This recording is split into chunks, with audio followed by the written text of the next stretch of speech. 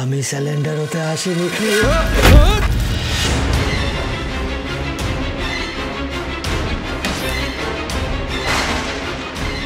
তবে আমাদের ছেলেদের গায়ে হাত দিলে না, সবার এই অবস্থা হবে। ওদের মারবি না, ওরা সমাজের কত কাজে আসে।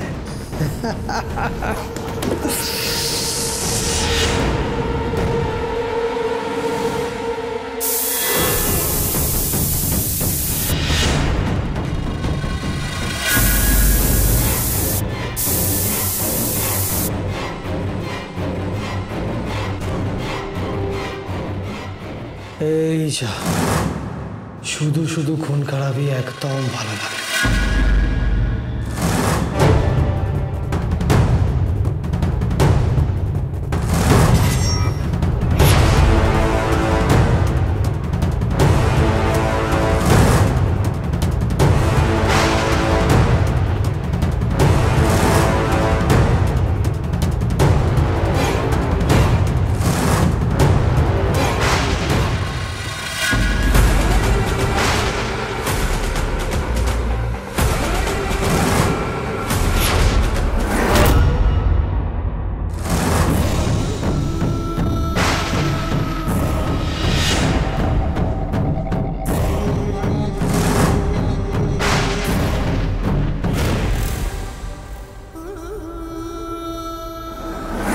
আমার নাম তো বেরোবে না, কিন্তু আমায় জানতে হবে যে এর পিছনে কে ছিল। কে আর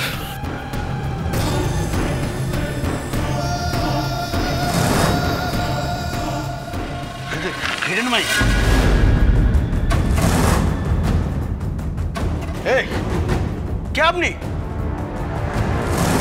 দীপা সেনগুপ্ত? ইম্পসিবল, অসম্ভব।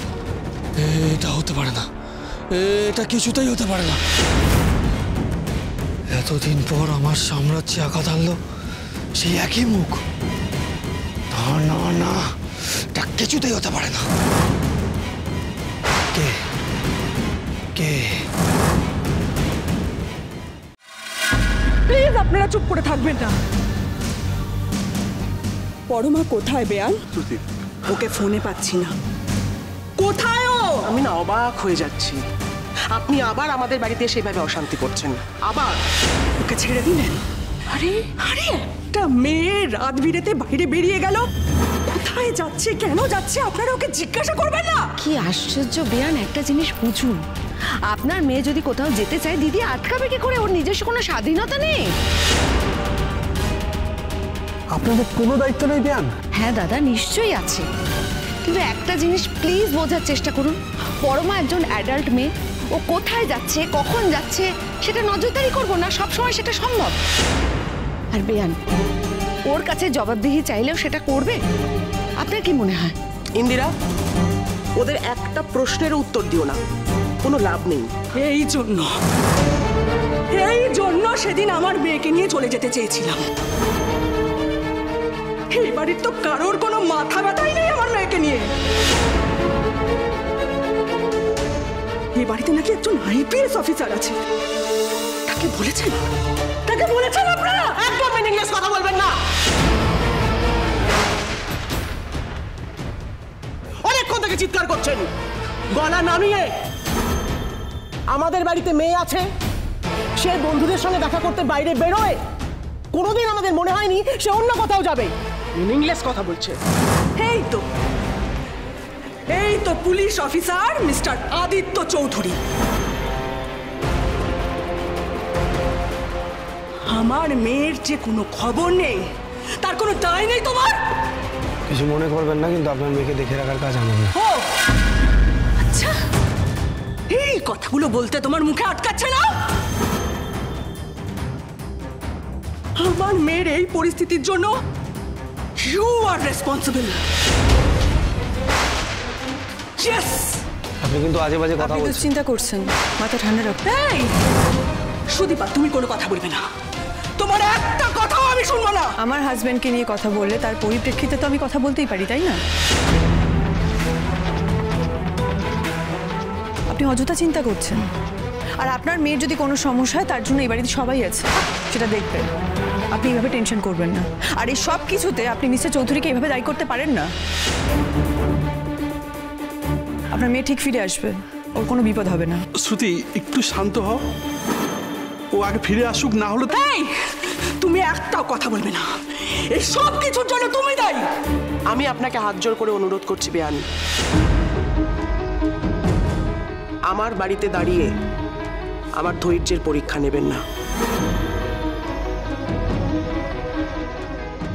আমি সাবধান করে দিচ্ছি আপনাকে। কি করবেন? কি করবেন আপনি? কি করবেন আমাকে?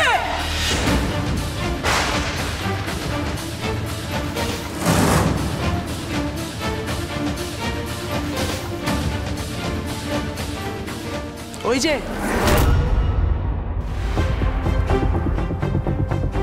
যে এসে গেছে আপনার গুণবতী কন্যা,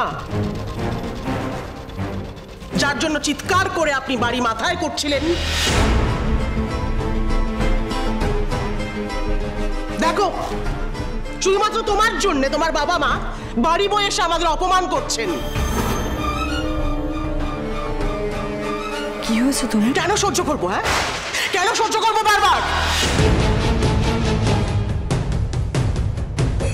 আমার ছেলের জীবনটা তো তুমি একেবারে নষ্ট করে দিয়েছো।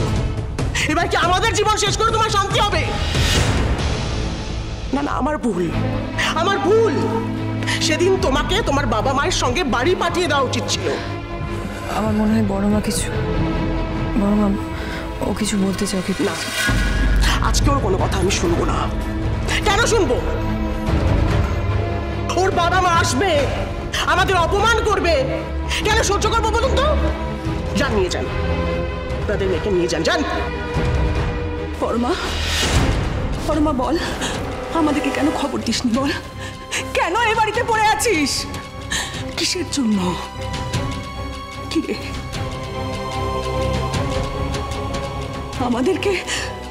আমাদেরকে অপমানিত হবার জন্য? মামা তোমরা বাড়িতে যাও। চলে যাব কেন? আমি তো কিছু বুঝতেই পারছি না। তোমাদের সাথে পরে কথা বলছি। পরমা, মামাকে নিয়ে বাড়ি যাও বাবা। Papa please.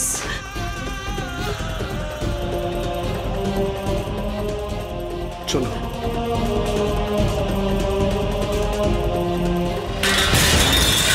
দাদা ভাই, অভ্র, সরি।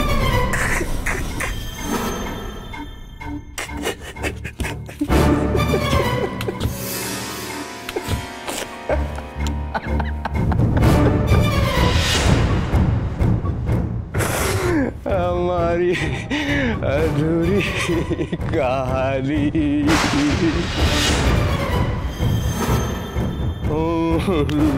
अधूरी দাদা তুমি ভালোবাসো না কেউ ভালো हमारी अधूरी अधूरी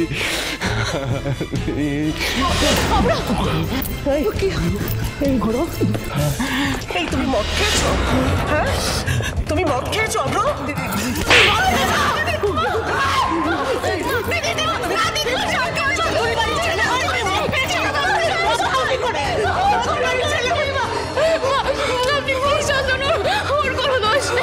দাদা ভাই তুই ড্রিঙ্ক করেছিস? পরমা তুমি আমার দাদা ভাইয়ের সাথে কি করেছো? দাদা ভাই এভাবে ড্রিঙ্ক করেছে? আমার জন্য, আমার দোষে। আমি মানছি আপনার এই অবস্থা আমার দোষে হয়েছে, কিন্তু তুমি আজ তো এর জন্য তুমিও দায়ী।